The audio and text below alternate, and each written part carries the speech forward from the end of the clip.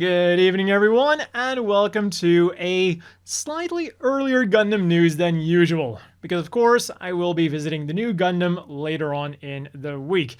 So if you want to see pictures of that and the other stuff I'll be doing in Japan, you can follow me on Instagram.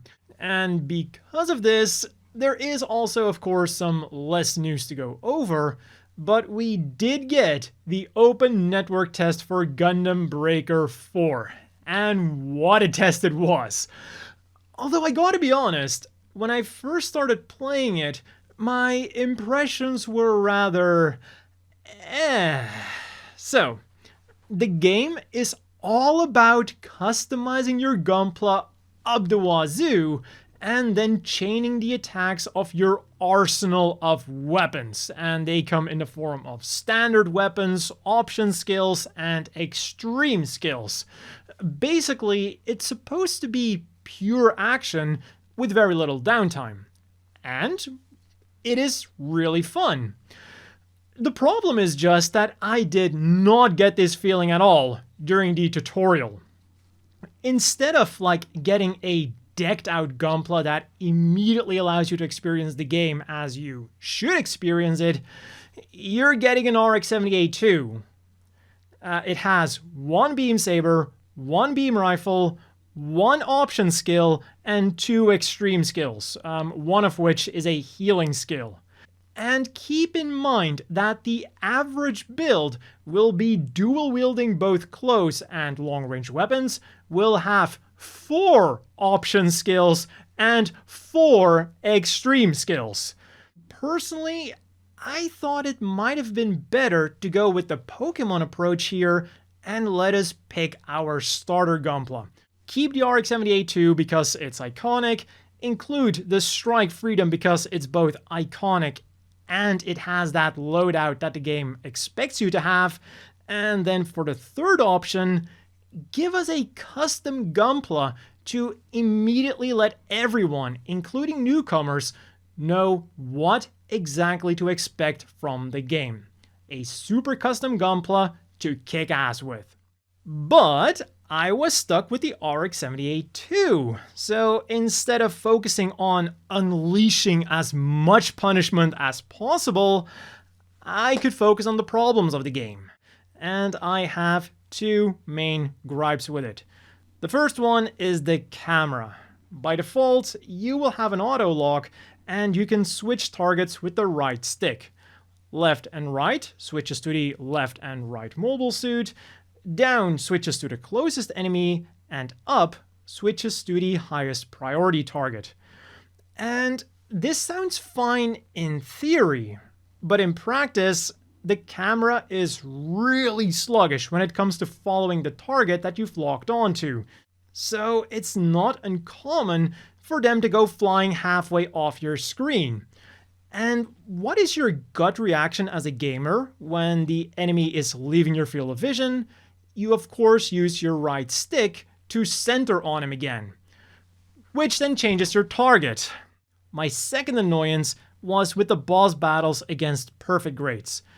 They're bigger than you, and you can't just get away with only targeting their legs. You also have to destroy the higher up things, like their head and their torso. Which is easier said than done, because the movement is very two-dimensional.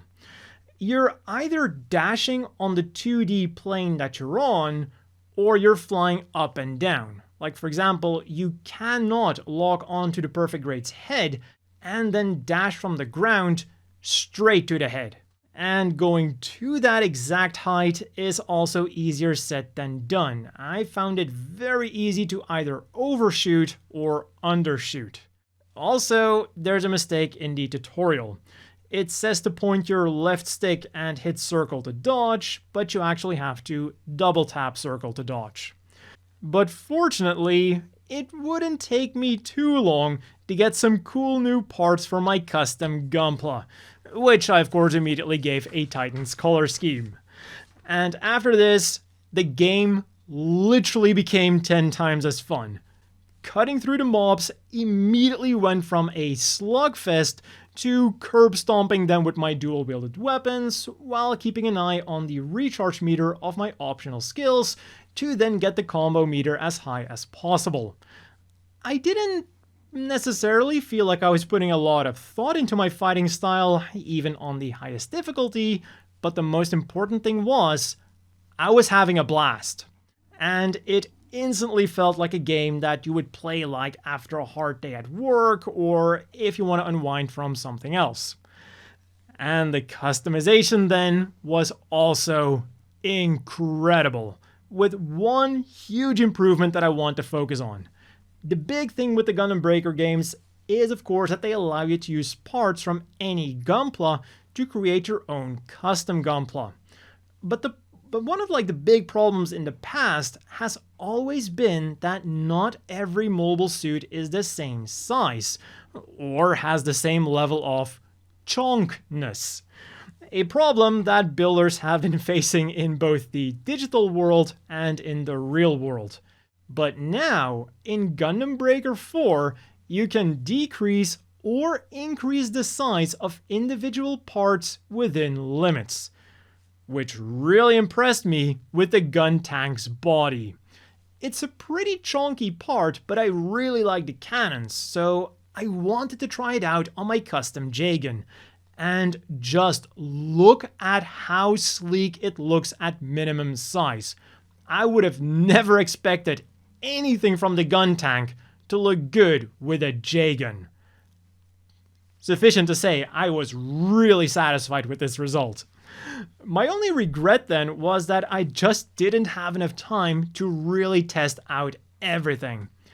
Even with just the parts included in the demo, I could have easily spent hours customizing my Gunpla and I still wouldn't be done.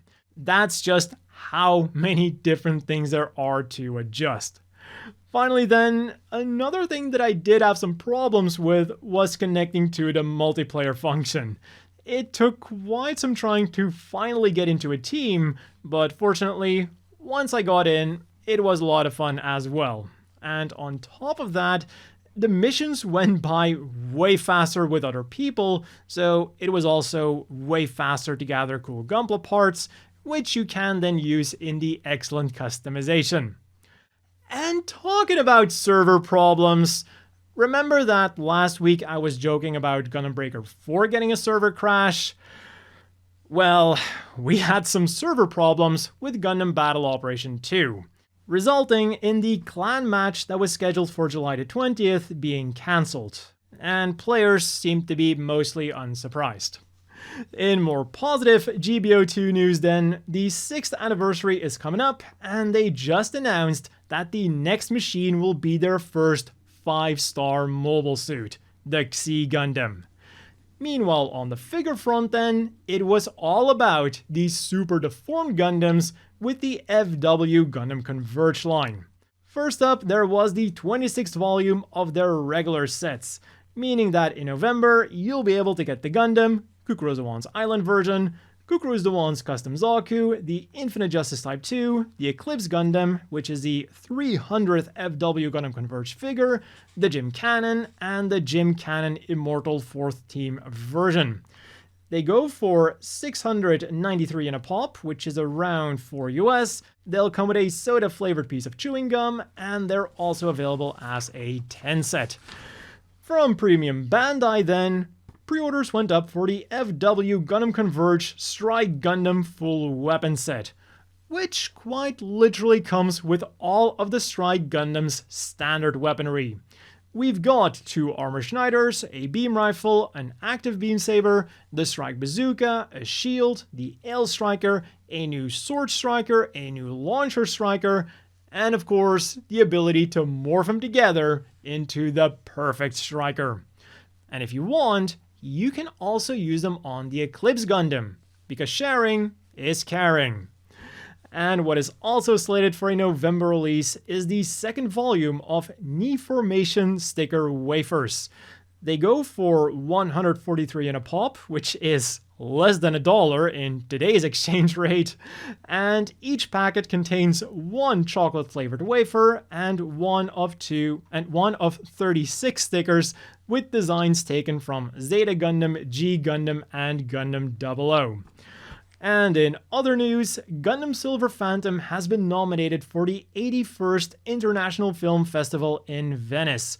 It has been nominated for the Extended Reality category, and it is apparently the first time that a Gundam category has been nominated at an international film festival.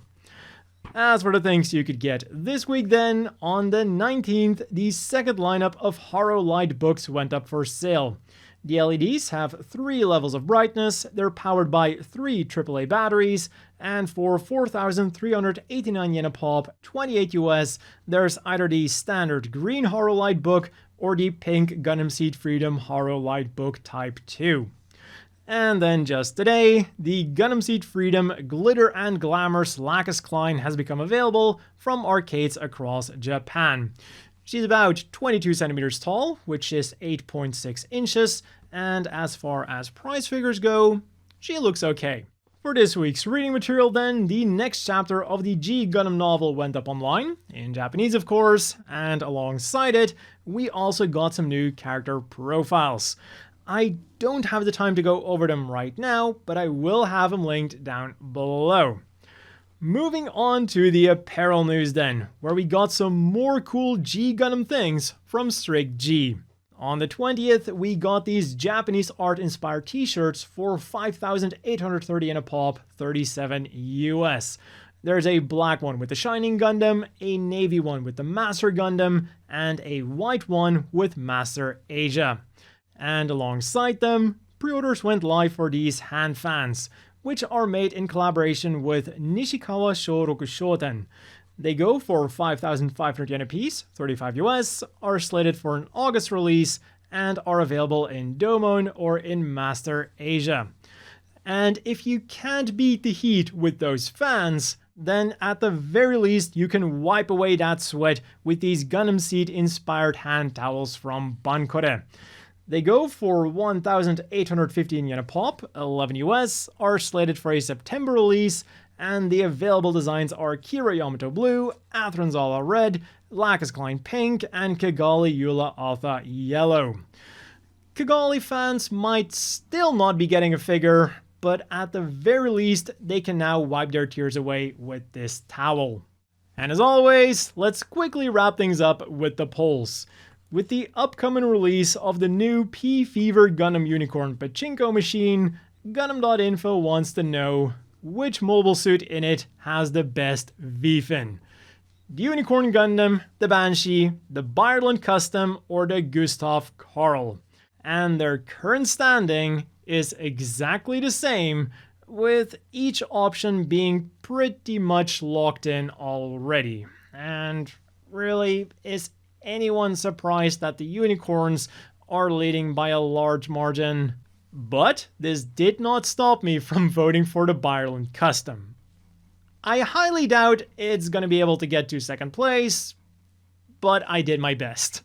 And if you too want to cast your vote, I'll of course have the links down below. So as always, a big thank you to the Patreon supporters. I hope everyone watching has a great evening, and I'll see you all again next week with more Gundam news.